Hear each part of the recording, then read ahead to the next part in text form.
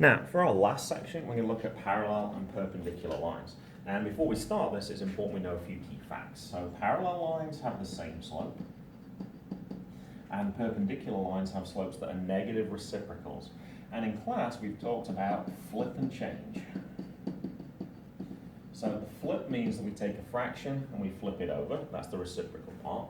And the change means we change the sign, which is where the negative part comes from, this one. So when we're answering questions, we need to look very carefully which word is actually involved so we know which rule we're actually using. So as this one says parallel, and I'm going to be using the same slope, and I'm talking about the same slope as this line here. Now the fact that it starts with y equals means that the number in front of the x is going to tell you the slope. So in other words, m equals 3. Notice they've given us a point again. And then if we label that point, this now looks just like the questions in the previous section, and that's important that you make that connection. So we can use those same rules. Write down the formula for the point slope formula. We're going to substitute in the numbers. We are going to distribute 3 times x, 3 times negative 4, and I'm going to move the negative 1 to the other side by doing the inverse or the opposite.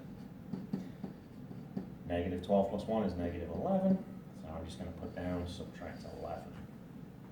I know this is good for my answer because it does say write the answer in slope-intercept form, and I do know that means start with y equals. So make sure you check the question carefully for things like that.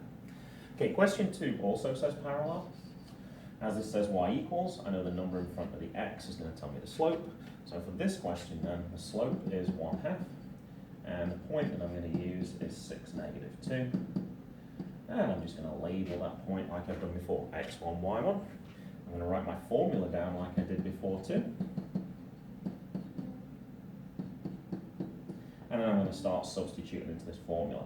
Now I see this as negative, but I see y1 is also negative. So the two negatives together are going to combine. Slope is 1/2. x1 it says is 6, so I can substitute that in. And then now I can start distributing. So 1/2 times x, 1/2 times negative 6, and then I can subtract 2 from both sides to make it just say y equals again. And negative 3 take away 2 is negative 5. Once again, the question does ask you to write it in slope-intercept form, so as I made it say y equals, I know I've met that requirement. Last 2 questions. Find the equation from perpendicular this time. So this time I know I'm going to be using that flip and change. So I can see that the slope of the line is 1/2 as it starts with y equals, and it's the number in front of the x. So here's my slope to begin with, but I have to flip it, or do the reciprocal, and then change the sign. As this is positive, my new slope is going to become negative. Negative 2 divided by 1 is just negative 2. So that's the slope that I'm actually going to use for this question. I'm going to use the point they give us, so x1, y1, and then I'm going to go through those same steps that we've done several times now on this pretest. Write out the formula. I'm going to substitute in for the number.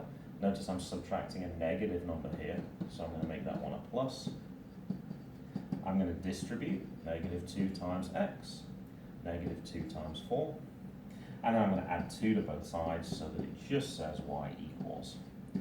So negative 2x, negative 8 add 2 is negative 6.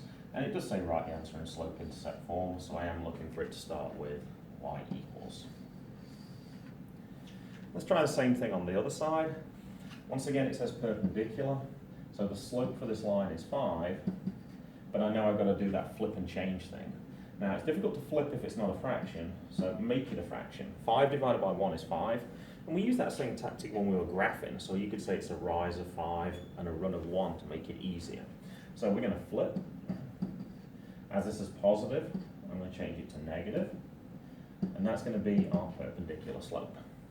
We can see that it goes through negative 10, 8, so x1, y1, and then we're going to follow those same steps over here. We're going to write down the formula. We're going to substitute in the numbers. I have a negative and another negative here, so I've got to be a little careful that I put a positive for that one. Negative 1/5 times x. Negative 1/5 times 10. Now, if we don't have a calculator, we can always do it by hand. Negative 1 times 10 is negative 10. divided by 5 is -2. But you should check carefully on a calculator to make sure. And the last step, make it say y equals by doing the inverse. So -1/5 x, -2 at 8 is +6. And that would be our answer. Notice it does say slope-intercept form, and our answer does start with y equals. Now, the last two questions that are a little different actually ask you, are these lines parallel, perpendicular, or neither? So what we're looking for is, are the slopes the same? Do we have to flip and change? Or is it just neither of those two cases? So let's have a look. On the first one, our slope is 3, because it starts with y equals, so it's the number in front of the x. On the second one, it also starts with y equals, so our slope is 2. So first question, are these the same numbers? No. If I do a flip and change on this one, are they the same now? And the answer is no, so they're not perpendicular either. And therefore, our answer for this one would be neither. So actually, if this first one was 3, if the answer was parallel, this one would also have to be 3. If it was perpendicular, the slope would have to be -1/3, because of a flip and change question. Okay, let's look at number 6.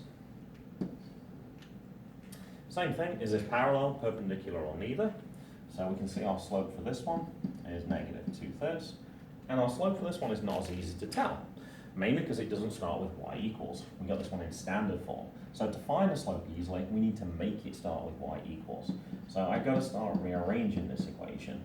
So first thing, I want to move the 2x to the other side, so I'm going to do the opposite. So 6 minus 2x, and 6 minus 2x. As this is a positive 3y, I just wrote it as 3y. If it would have said subtract 3y, I would have put -3y there. Divide both sides by 3. And 6/3 is 2, although I'm not really interested in that. What I'm really interested in is this, the number in front of the slope. Number in front of the x, sorry, because that tells you the slope. So actually the slope of this line is -2/3. The slope of this line is also -2/3. So what I can conclude from this then is that these are indeed parallel lines.